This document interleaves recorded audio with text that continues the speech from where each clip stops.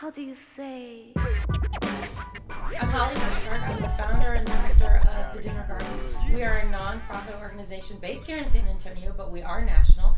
And what we do is we fight hunger, not by giving away food. We give away seeds and teach people to grow their own food. Why do you give people seeds and teach them how to grow their own food? Well, you know, one thing I was looking at when the recession hit, people were really struggling, and they still are struggling. And people who had never needed help before, all of a sudden needed help. And I wanted to find a way to give people help where they would be involved in it, where it's not just getting something and taking it. You have to put in the effort, and then you can give back with what you produce. So I wanted to have a way to get people food where they lived, that they don't have to have enough gas to go out and get it. They don't have to be worried about the food pantry having it. They don't have to be worried about getting a handout or talking to a social worker or being embarrassed. What we wanted to do was get the seeds that they can ship directly to their house. It comes to their mailbox. They can plant them. You know, the value of what we give them is, a lot of it is in what they put in it. You know, do they plant it? Do they water it? Do they take care of it? They grow their own food. And the best thing about Dinner Garden, and I believe this strongly, is that the people who get our seeds are our biggest donors. They save the seeds from what they grow, and they donate them back to us so that we can give them to other gardeners. It's wonderful. How do you get the seeds to people? How do we get them to people? Well, they're donated by seed companies, first of all. Okay. We have a lot of seed companies who help us out. WhereSeeds.com, they're one of our biggest supporters. They give us the seeds, and we package them up into a seed pack. I can show you right here. Yeah. We package them up into little seed packs like that, with the label on it, what they are, and then a couple seeds. Because I don't know if you've ever bought seeds, but what happens is you get a pack of seeds, you plant 4 of them, and then you have 500 left over that sit in your drawer forever. Yep. And then you go out next year and you buy more seeds, and then you realize you have 500 of them already sitting in your drawer. Yep. So what we do is we pack them up into smaller things. So you have enough to plant this year, maybe next year, but not enough to sit in your drawer and rot. Then we put 10 or 11 different varieties into one seed pack. We put them in an envelope and we mail them out. Okay. I know I've also seen some at C4, right outside of C4. Yeah, C4, we love them. They're one of our distribution sites. We have distribution sites set up in a couple different states. We'd like to get more of those going. That really saves us on postage. Postage is our biggest expense. But, you know, it's hard to make sure they get enough seeds. We're going to have to wait till we get more funding to be able to do more of those. Right. But yes, C4 is awesome. What does it take for you to set up a distribution center? We set them up. We don't set them up in houses, first of all. We have some people who want to do it in their house, but I don't want to, you know, have strangers come into someone's house. Just pretty much any business that wants to work with us that's kind of in a central location where people will feel comfortable coming to get them. Okay. We have them in a rubber stamp shop in Minnesota. We have them in the Beverage Bar, coffee shop just down the street. We have at the Hungry Horse Restaurant in Bernie, C4 Workspace. We have them in a law firm in South Carolina, Mason, North Carolina. Anyway, so any business that wants to, where people will feel comfortable going in and getting them. And they just put them out, and we advertise that they're there, and they can put them on Craigslist and say, come pick them up, you know, wherever they are, advertise them however they want. They don't have to get any information from anybody. People can just come in and pick them up. And it's nice for the business because then they get to meet potential clients. People come in and get to know you and feel comfortable and see. But it's all, you know, it's nice it works for us and it works for them. Prior to starting the Dinner Garden, did you ever see yourself doing anything like this? No. You know, I was a librarian for many years in Virginia where I used to live. And I loved being a librarian. I thought I'd be a librarian forever. It was wonderful. I loved it. And then we moved to Texas, and I was homeschooling my children. And it was while I was homeschooling my kids, I was bored because they were older. You know, they were teenagers, so they didn't. You know, they did a lot of the work on their own, and I had a lot of free time. But like I said, they were special needs, so they needed supervision. You know, I needed to be here with them because it's not like you can get a babysitter for a 16-year-old. Yeah. So it was while I was home and bored that I was thinking about. You know, I like to, because I'm a nerd, I like to think of solutions to problems. Even if I don't do anything about it, I just like to think about it and figure out what I would do. And I was hearing about the food pantries. The demand had increased so much and the supply had decreased so much that I was trying to think of, you know, a way to solve that problem. And I came up with the Dinner Garden idea. And I went to a couple nonprofits and said, you know, I had this idea. Do you want to do anything with it? And they all liked it, but it was one of those things where some of the bigger nonprofits, to do anything there, it has to go by a lot of people, and it takes a long time. And so I thought, people need help now. They don't have 3 years for us to get this approved by everyone who would need to approve it. And so I thought, well, I'll do it, and it'll either be awesome or it'll be really terrible. And either way, we'll see how it plays out. But I thought, it'll probably help a couple of people, and we'll do all right. And so I got donations for the first seeds. I think we bought seeds the first time we bought seeds. Yeah. And I got donations for that. And then, my husband was out of work, so we couldn't do it ourselves. I bought seeds with donations.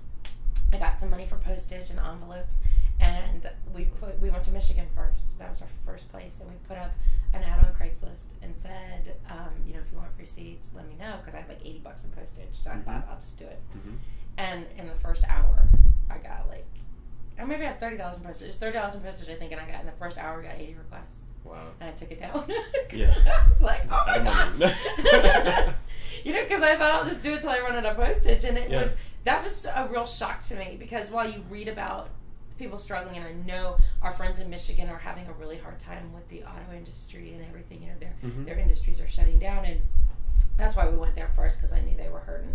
And I really thought that there would be some people who needed help, but when I saw how quickly people needed help, and how much need there was, and how many people are really willing to take care of their families. They want to work hard.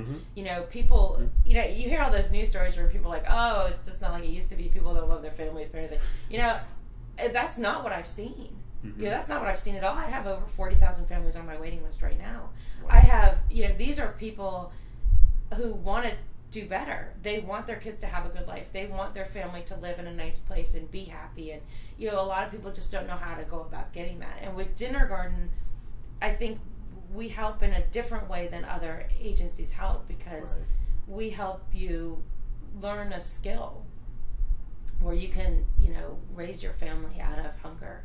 And you can, or if you aren't food insecure, if you do have enough food, we can get you better nutrition.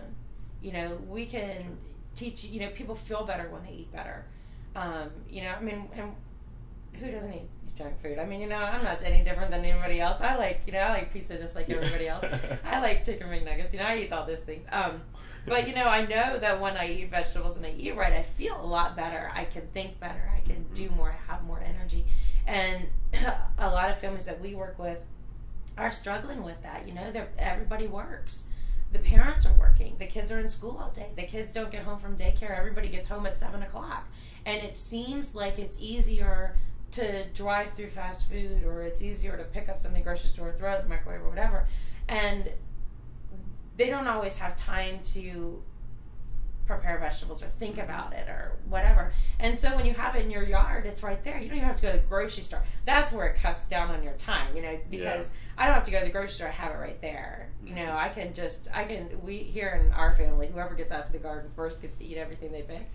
And so, oh, nothing grew today. Sorry about that. I'm not having all those tomatoes. So it helps people to have better nutrition, to have more family time because they're working in the garden, to have that quiet time, which so many of us are missing these days. I know here, after I'm working, then you got the TV on, and then you're sitting in front of the TV eating dinner, and it's everywhere. Everybody does that, and it's nice to have the sunshine break during the day where we go out and we water for 10 minutes. It's nice to have a little peaceful time. Yeah.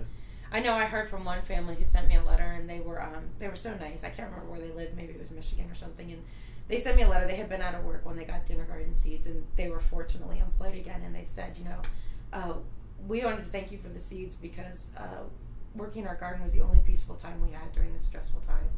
Because when you're out of work, or your family's, money is low, or you're working so hard or whatever, everything is a struggle. Am I going to pay my bills?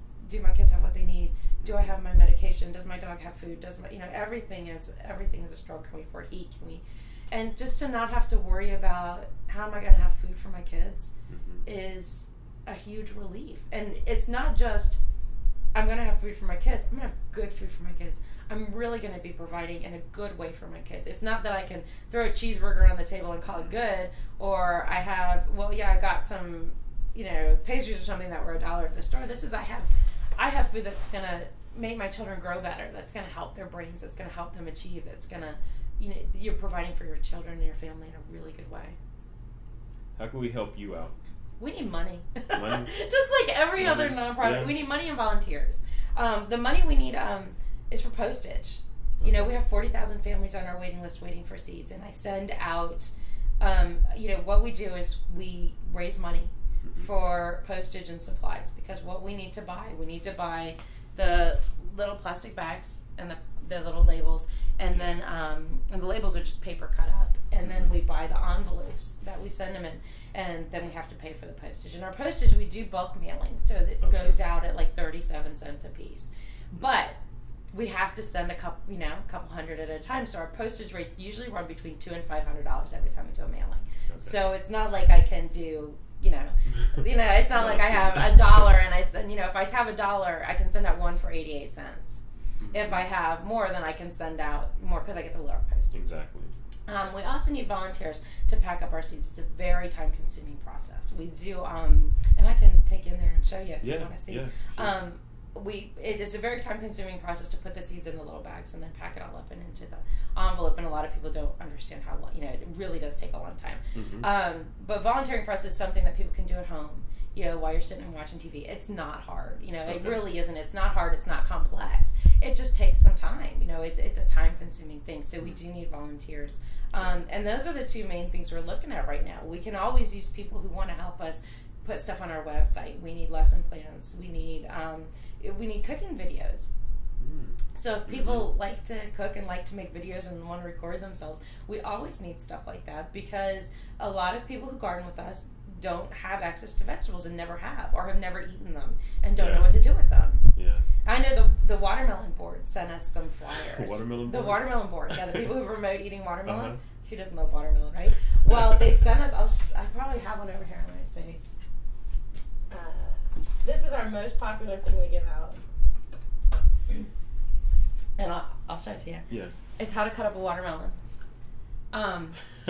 Because people don't know. Yeah. They don't know, and to me, I think, oh, that's silly. I've been eating watermelon my whole life. Mm-hmm. I know how to cut up a watermelon. You just throw it on the ground and it breaks up and you eat it, right? But people don't know. And so we do need a lot of videos and instructional things like that where people can figure out how to eat the vegetables that they grow. With radishes, the leaves are actually are better for you than the little radish bulb. There are a lot of things like that people don't know, and that's the kind of education we need to do, because when people grow things, we need to teach them how to eat it and how to cook it and how to do that kind of stuff. So we always need things like that. And here's the thing: our kind of philosophy is we'll try it and see if it works. So if someone has an idea for something that we can do, we want to hear it. We don't want to be the type of people who are always stuck in doing the same thing, or only doing what comes to us. So if someone has an idea of something they think will work for us, like the distribution sites were the thought of a friend of mine who said, wouldn't it be great if you did this, and it worked out awesome. So if someone has an idea for something we can do to make things easier, whatever, we want to hear that too. What gets you up in the morning? My dogs. To rescue and rehab, they're up all the time. I hear from so many people who are struggling, and I hear from so many people who say that what we do help them in such a big way, and it's those that make me think, that's who I'm working for. I'm working for that lady who has the special needs child and can't work because she has to take care of her kid, or that senior who is on a fixed income and doesn't have the right food for her medical condition. Those are the people that I'm working for. And, we're all volunteers here. We don't make any money. We would like to make money, but we don't. So, it is hard sometimes to stay motivated because we work all the time. But then I see those letters and I see those stories, and people write to me and say, this is what I'm going through. And what's nice to me is that I look at that, I read that letter, and I say, I can help. I can really help. And my help will help them for the rest. I can help them one time, and it can help them for the rest of their lives. Break it down.